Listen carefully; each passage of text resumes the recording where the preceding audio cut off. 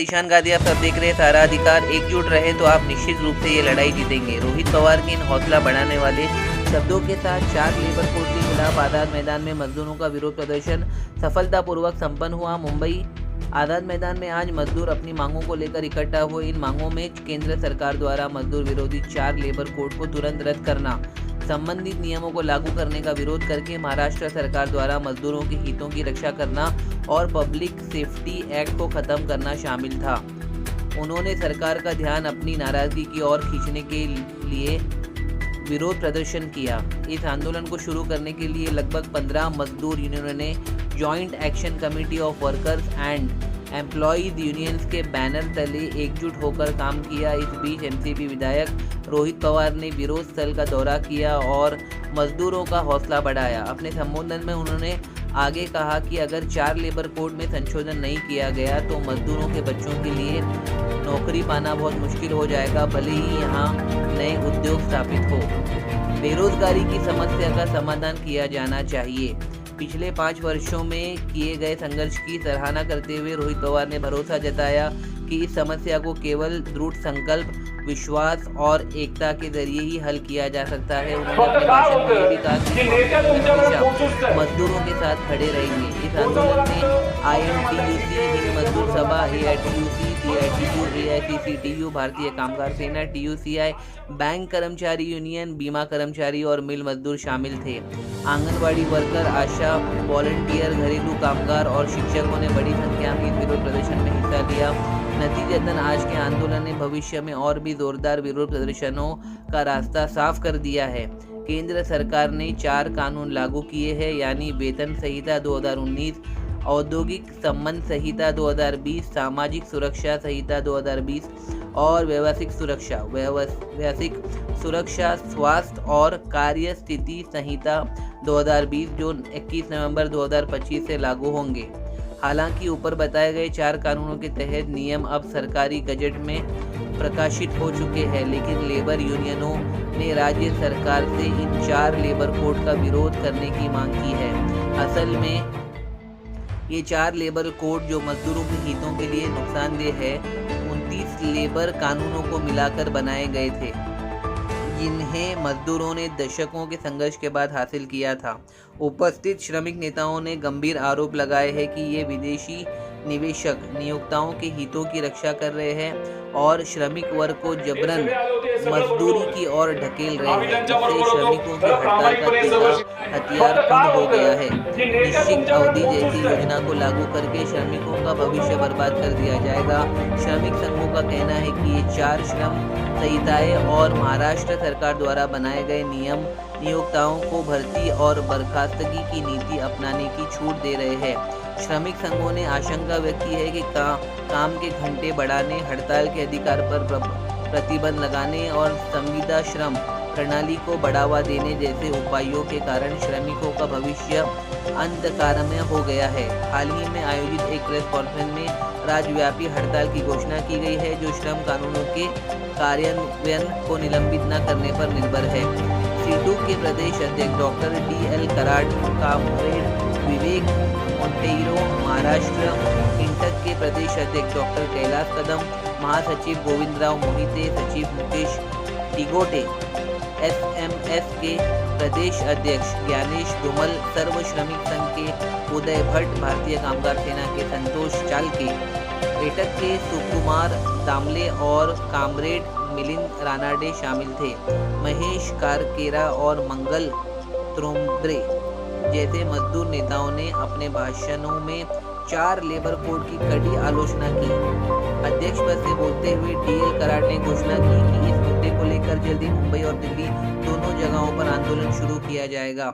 अंत में मुख्यमंत्री से मिलने के लिए एक प्रतिनिधिमंडल विधान भवन के लिए रवाना हुआ। देश और दुनिया की तमाम खबरों के लिए देखते रहिए सहारा अधिकार। नेते बोलवतात आम्ही जातो, पण तुम्ही उलटी भूमिका घेतली।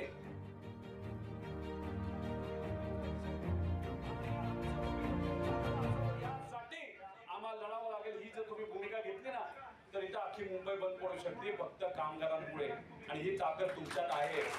कामगार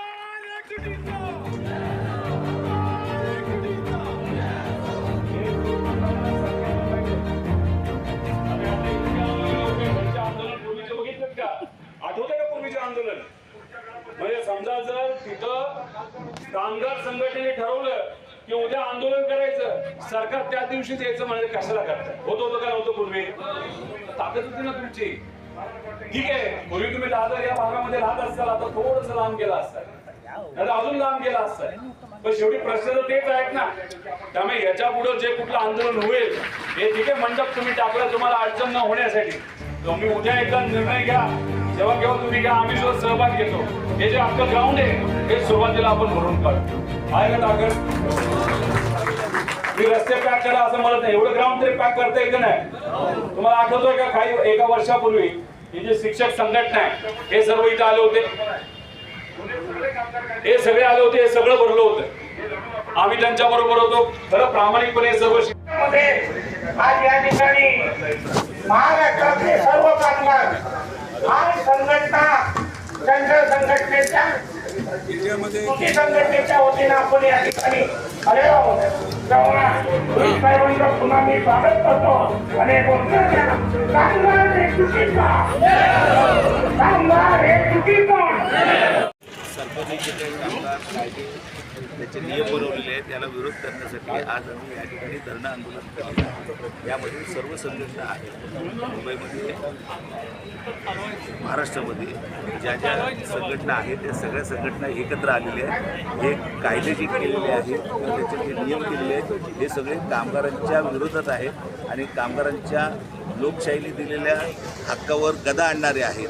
आणि म्हणून या ठिकाणी आम्ही उपस्थित राहिलेलो आहे आणि आमचा आवाज सरकारपर्यंत पोहोचवतोय. यापूर्वी देखील आम्ही सरकारला निवेदनं दिलेली आहेत, परंतु त्याच्यावर आम्हाला जसं अपेक्षित आहे तसं कोणताही बदल झालेला नाही आहे आणि म्हणून सरकारने याकडे वेळीच लक्ष द्यावं. जर सरकार लक्ष देणार नसेल तर आम्हाला पुढचे आंदोलन आम्हाला करायचे आहेत आणि निश्चित रस्त्यावर करावं लागतील.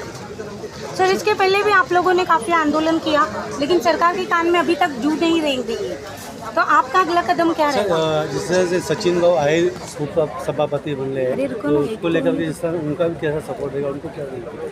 जबकि वो मिल मजदूर के नेता है, कुर्सी पर बैठे हैं. हाँ. अभी ये आंदोलन में नहीं आ सकते हैं, हाँ. हमें मालूम है, लेकिन उनका हमें पहले से सपोर्ट था. ये आंदोलन में वो भी थे, अभी सब कुर्सी पर बैठे तो ये आंदोलन में नहीं आ सकते.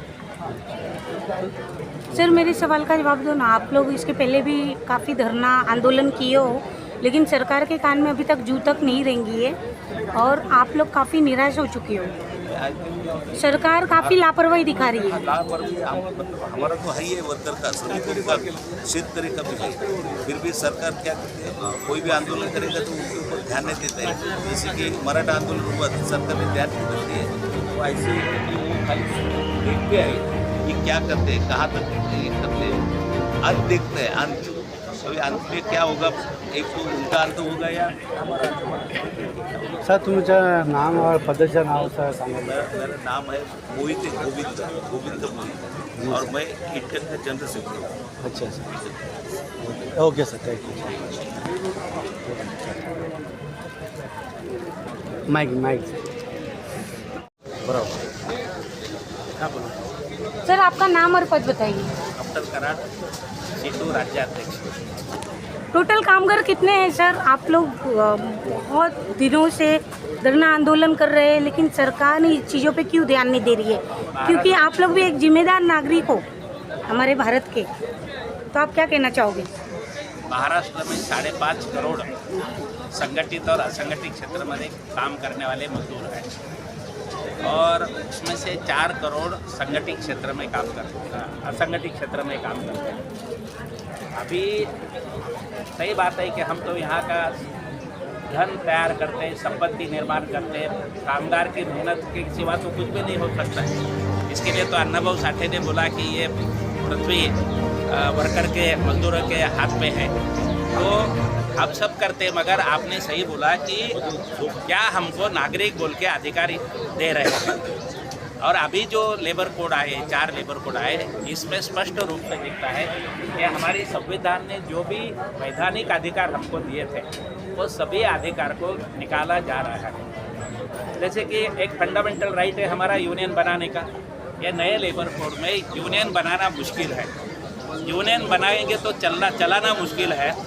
और यूनियन चलाने के बाद वो यूनियन कभी भी रद्द करने का अधिकार सरकार ने अपने हाथ रखा है। हम स्ट्राइक नहीं कर सकते। अगर हमने स्ट्राइक किया तो वर्कर को 10,000 रुपये दंड और 6 महीना जेल में डालने की वहाँ पे प्रोविज़न है। जो यूनियन स्ट्राइक करेगी उसके विरोध में कार्रवाई होगी, नेताओं के विरोध में कार्रवाई होगी। जो स्ट्राइक को सपोर्ट करेंगे उनको भी जेल में डालने के प्रावधान इसमें किया है। तो हम स्ट्राइक नहीं कर सकते। डॉक्टर बाबा साहब आम्बेडकर ने बोला है कि स्ट्राइक करना ये एक वर्कर का मूलभूत फंडामेंटल राइट है। हमारे कॉन्स्टिट्यूशन में भी लिखा है, ILO ने भी ये बोला है। फिर भी हमारे देश के नए कानून में स्ट्राइक करना इलीगल बनाया है और स्ट्राइक नहीं कर सकते ऐसी परिस्थिति। ये हमारे वर्कर भाई है, उनका अभी तक कितना लॉस हुआ है? बहुत ही लॉस हो रहा है। आज देखो लोगों को मिनिमम वेजेस नहीं मिलता है, लोगों को परमानेंट नहीं किया जाता है, लोगों को ESI लागू नहीं है, प्रोविडेंट फंड का लाभ नहीं मिलता है, पेंशन नहीं है। असंगठित क्षेत्र के लोगों को तो कुछ भी नहीं है, उनको कोई सामाजिक सुरक्षा नहीं, कोई कल्याणकारी योजना नहीं है, उनका तो शोषण ही शोषण है।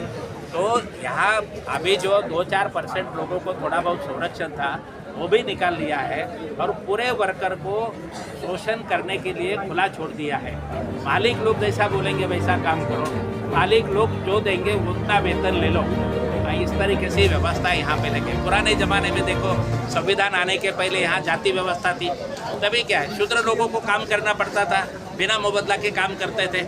वैसी ही व्यवस्था मोदी सरकार नए लेबर कानून के तहत यहाँ पे प्रस्तापित करना चाहती है और सिर्फ कारपोरेट घरानों का मुनाफा बढ़ाने के लिए ये किया जाता है। धन्यवाद सर। सर क्या कहना चाहोगे, आप लोग का आज़ाद मैदान में जो धरना आंदोलन चल रहा है इसका मेन उद्देश्य क्या है?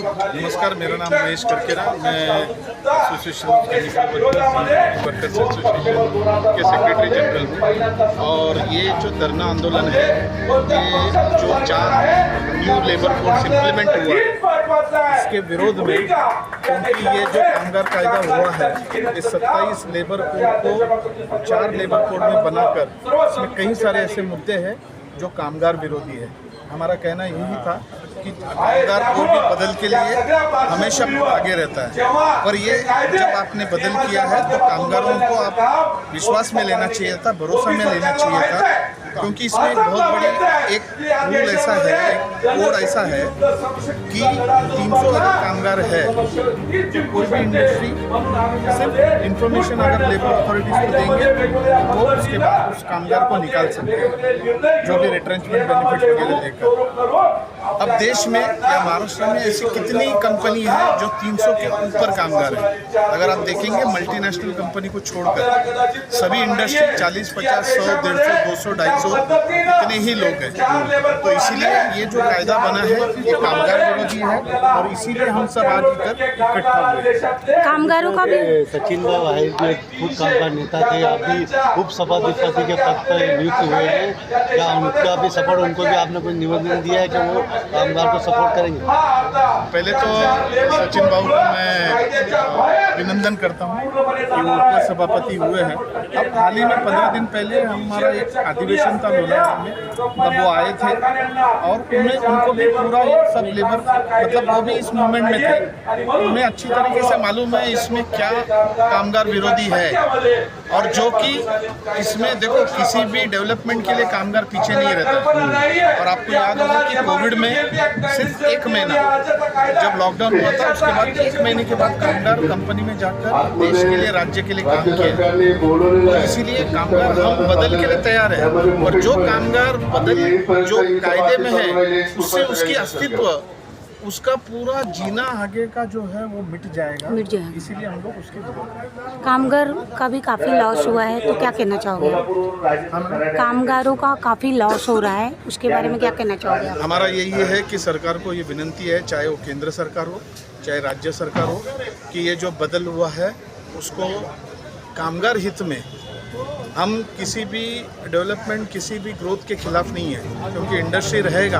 हमारा हमेशा ये मानना है कि इंडस्ट्री रहेगा तो लोग रहेंगे और लोग रहेंगे तो यूनियन रहेगा। और ये जो कायदे हैं इससे इंडस्ट्री भी नहीं रहेगा, क्योंकि कामगार ही इस तरीके से अगर निकाला जाएगा तो कैसे डेवलपमेंट होगा। तो हमारा ये आपके माध्यम से, और आपको धन्यवाद देना चाहूँगा कि आपके माध्यम से आप सरकार तक ये मैसेज दीजिए कि इसमें ज़रूर कायदे बदल होना चाहिए, बट जो बदल होगा वो दोनों पक्ष के हित में रहकर इसको अच्छी तरीके से किया जाए ताकि डेवलपमेंट जो हो वो अपने राज्य और देश के लिए। हमारे आप एक युवा नेता हो, हमारे व्यूवर्स को क्या संदेश देना चाहोगे? मैं यूवर्स को यही संदेश देना चाहूँगा कि कामगार ये पूरे देश के जीडीपी में बहुत बड़ा हिस्सा है, हर एक डेवलपमेंट में बहुत बड़ा हिस्सा है। तो सब लोग साथ में आना चाहिए, सब लोग। और ये जो हमारा एक आज हम जो कर रहे हैं वो भविष्य के लिए कर रहे हैं, क्योंकि ये अभी का जो पीढ़ी है ये तो चला जाएगा, लेकिन आगे जो भविष्य पीढ़ी है, रोजगार है, रोजगार आज मिलता नहीं, आपको मालूम है। अगर अपने देश में सबसे बड़ी समस्या है रोजगार है, तो उस रोजगार को टिकने के लिए, अपने देश को आगे चलने के लिए सब लोग साथ में आना चाहिए। यही हमारे आप सबसे धन्यवाद।